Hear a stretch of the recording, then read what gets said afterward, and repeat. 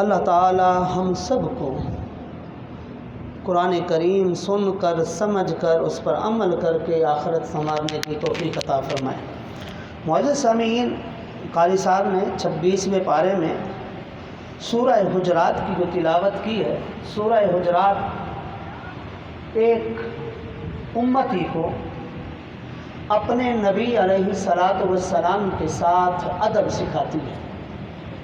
سورہ حجرات امتی کو اپنے نبی کریم علیہ الصلاۃ والسلام کا ادب سکھاتی ہے کہ کس طرح سے تم نے اپنے پیارے نبی علیہ الصلاۃ والسلام کا ادب کرنا ہے۔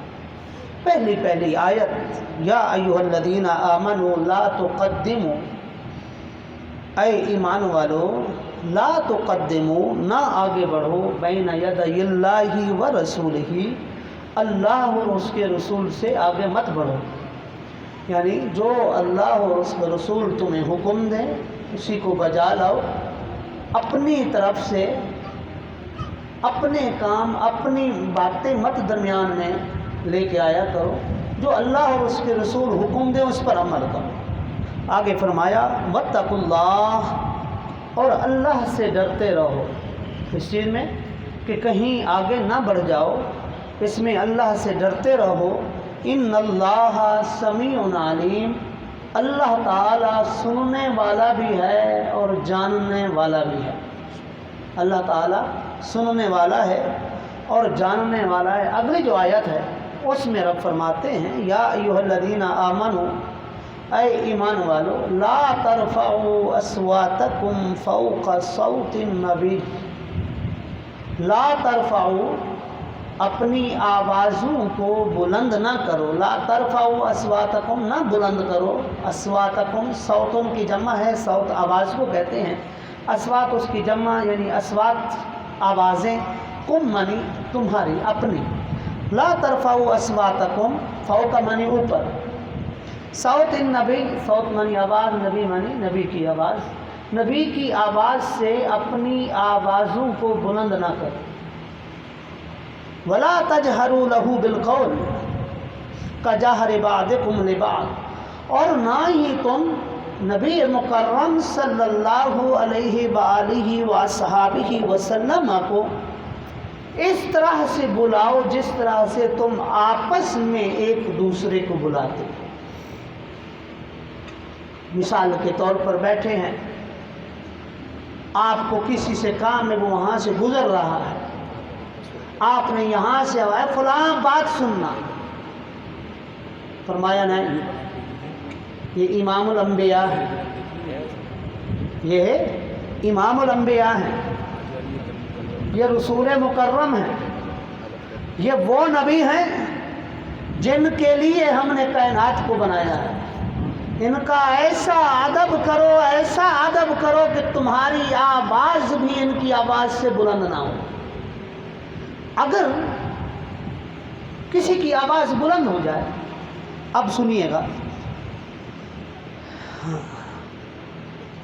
وَلَا تَجْهَرُوا لَهُ بِالْقَوْلِ كَجَهْرِ بَعْضِكُمْ لِبَعْضٍ، اگر تم نے اس طرح سے بلایا کہ تمہاری آواز بلند ہو گئی، فرمایا أَن تَحْبَطَ أَعْمَالُكُمْ، کہ تمہارے عمل جو ہیں وہ سارے کے سارے ختم کر دیے جائیں، چاہے تم حافظ ہو، چاہے تم قاری ہو، چاہے تم عالم ہو، چاہے تم دنیا کے حاجی ہو، جتنے حج کیے ہیں، عمرے کیے ہیں، اب ایسے حج اور عمرہ ابھی جو عمرہ ہے فیشن ہے، فیشن بن گیا ہے۔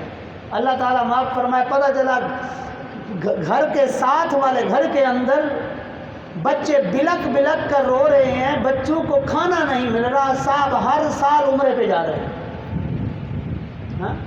فرمایا تمہارے جتنے بھی اعمال ہوں گے، اگر تمہاری آواز ایک دفعہ بھی، تمہاری آواز نبی کی آواز سے بلند ہو گئی، اس کی سزا اتنی کڑی سزا رکھی ہے رب نے، فرمایا ان تحبط اعمالکم، تمہارے عمل ختم کر دیے جائیں گے، پھر وانتم لا تشعرون، تمہیں اس بات کا شعور بھی نہیں ہوگا کہ تمہارے ساتھ ہو کیا گیا ہے۔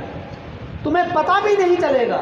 ہمیشہ کیا ہوتا ہے، اگر کسی سے غلطی ہو جائے، کسی سے کوئی غلطی ہو جائے، اس بندے کو جس نے غلطی کی ہے اس کو پتہ چل جائے تو کیا کرتا ہے، سوری کر لیتا ہے، معذرت کر لیتا ہے، گڑ گڑاتا ہے، مالک کرم فرما، گناہ ہو گیا، غلطی ہو گئی، مالک کرم فرما۔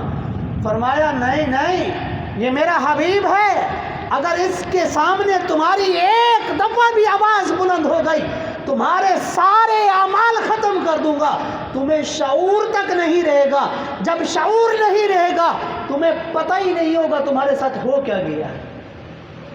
کیوں؟ یہ میرا حبیب ہے، یہ امام الانبیاء ہے، کوئی عام نہیں ہے، اسی لیے ان کے سامنے ادب سے رہا کرو، ان کے سامنے اپنی آوازوں کو بلند مت کیا کرو۔ جس طرح سے ایک دوسرے کو، اور ایک جگہ پہ آتا ہے کہ اپنے ہمارے نبی کو، ہمارے پیارے کو اس طرح سے نہ بلاؤ جس طرح تم آپس میں ایک دوسرے کو بلاتے ہو۔ اگر تم نے اس طرح سے بلایا اس کی بھی سزا کڑی ہے۔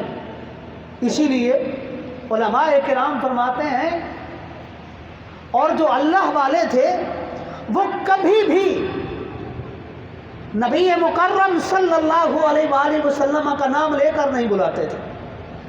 اسی لیے آپ نے دیکھا ہوگا علماء کرام منع کرتے ہیں کہ یا محمد نہ لکھا کرو۔ یا کے معنی ہے اے، یا کے معنی کیا ہے؟ اے۔ جیسے ہم کسی کو بلاتے ہیں اے فلاں بات سننا، اے بیٹا بات سننا، اے فلاں بات سننا۔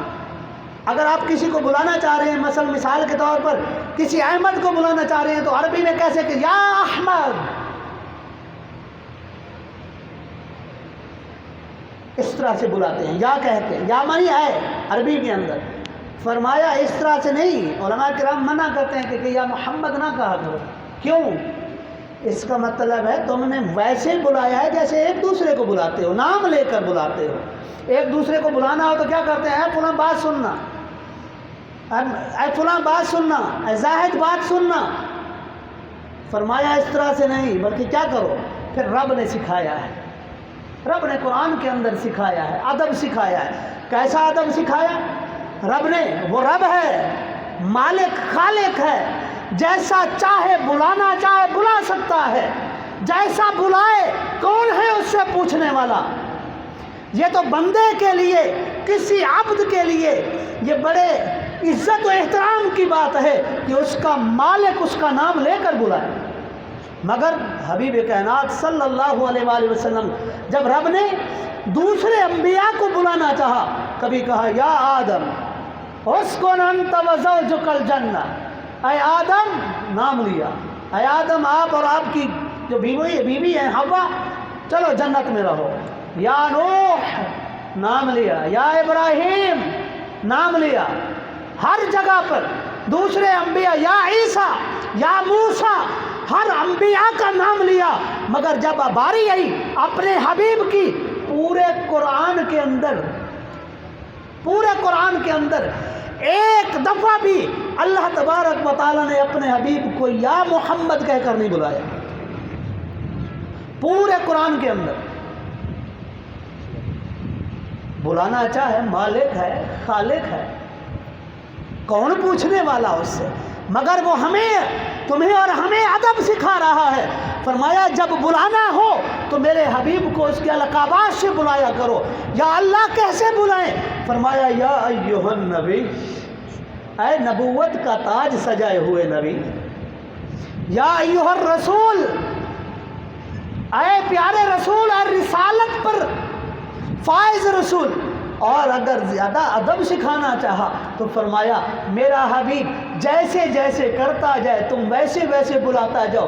اگر تمہارے سامنے میرا حبیب کملی اوڑھ کر آئے تو یا ایھا المزمل کہہ دینا، رب نے بلایا ہے۔ جب سردی کا موسم ہے تو یا ایھا المدثر یہ کہہ دینا۔ جب رب کو پیار آیا، زیادہ پیار آیا، مجھے اور آپ کو سکھانا چاہا جب کیا فرمایا؟ فرمایا اس طرح سے کہا کرو لا اقسم بہذا البلد وانت حل بہذا البلد، محبوب ہمیں قسم ہے اس شہر کی جس میں آپ چلتے پھرتے ہیں۔ محبوب چل پڑے، محبوب قدم رنجا فرما دے، اللہ کو اتنا پیار آتا ہے، وہ چیز اتنی معتبر ہو جاتی ہے کہ رب قسمیں اٹھاتا ہے۔ فرمایا قسم ہے ہمیں مکہ کی، کیا اس لیے کہ زمزم ہے؟ فرمایا نہیں، زمزم بھی بہت اعلیٰ چیز ہے، مگر یہ نہیں یا اللہ صفا مروہ ہے اسی لیے۔ فرمایا نہیں، یہ صفا مروہ بھی ہماری نشانیوں میں سے نشانی ہے، مگر میرا محبوب ان سب نشانیوں میں سے میرے محبوب کا چلنا پھرنا سب سے اولا ہے، اس لیے فرمایا وَأَنْتَ حِلٌّ بِهَذَا الْبَلَدِ، محبوب ہم قسم اس لیے اٹھا رہے ہیں کہ آپ اس کے اندر چلتے پھرتے ہیں۔ سبحان اللہ، ہاں قسم اٹھانے کی جب باری ہے محبوب کی، اس لیے منع کیا، امتی کو منع کیا ہے لا ترفعوا اصواتکم فوق صوت النبی، میرے حبیب کی آواز سے اپنی آواز کو بلند مت کرنا۔ اسی سے علماء کرام فرماتے ہیں کہ مساجد کے اندر آواز بلند نہیں کرنی چاہیے، آواز نہیں بلند کرنی چاہیے۔ کیوں؟ اسی آیہ مبارکہ سے استدلال کرتے ہوئے جو منبر رسول کہا جاتا ہے، تمہارے سامنے میرے حبیب کی نشانیاں موجود ہیں، تمہیں شرم نہیں آتی تم ان کے سامنے میرے حبیب کی نشانیوں کے سامنے آوازیں بلند کرتے ہو؟ فرمایا کہ نہیں، آواز بلند نہیں کرنی چاہیے۔ اسی لیے فرمایا آگے دیکھیے، اور فرمایا ان الذین، اور جو آوازیں بلند نہیں کرتے، ڈرتے رہتے ہیں، خوف میں رہتے ہیں کہ کہیں آوازیں ہماری بلند نہ ہو جائیں، اسی خوف کے بارے میں کیا کرتے ہیں؟ اپنی آوازوں کو پست کر کے چلتے ہیں، پھر پوچھتے ہیں کیسے ادب سے بات کرتے ہیں جو اس طرح کے ہیں۔ فرمایا ان الذین یغضون اصواتهم عند رسول اللہ، جو اپنی آوازوں کو رسول اللہ علیہ السلام کے سامنے پست کر دیتے ہیں، کم کر دیتے ہیں، بلند نہیں کرتے۔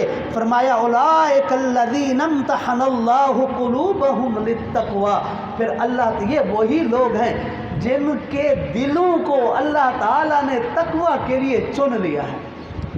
ہاں، محبوب کے سامنے آواز بلند نہیں کی تو سمجھ متقی ہو گیا، ہاں آواز بلند نہیں ہوئی تو یہ نشانی ہے کہ کبھی متقی جو ہوگا، پرہیزگار جو ہوگا، وہ حبیب کی آواز پر آواز کو بلند نہیں کرے گا۔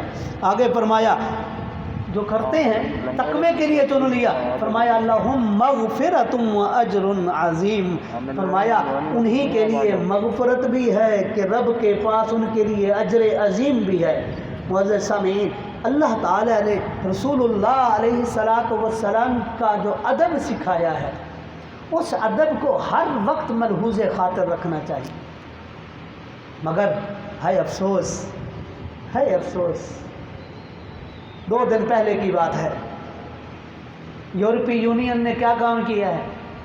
ایک قرارداد منظور کی ہے کس چیز پہ؟ کہ نہیں، یہ اظہار رائے کی آزادی دی جائے۔ کس بات پہ؟ جب ہمارا دل کرے ہم تمہارے خدا کے بارے میں بھی کچھ کہہ دیں، تمہارے نبی کے بارے میں بھی کچھ کہہ دیں، اور ہمارے حکمران کیا کہتے ہیں کہ نہیں، اگر ان کے سامنے کوئی بات کریں گے ہماری معیشت تباہ ہو جائے گی، لوگوں کو واپس بھیج دیں گے۔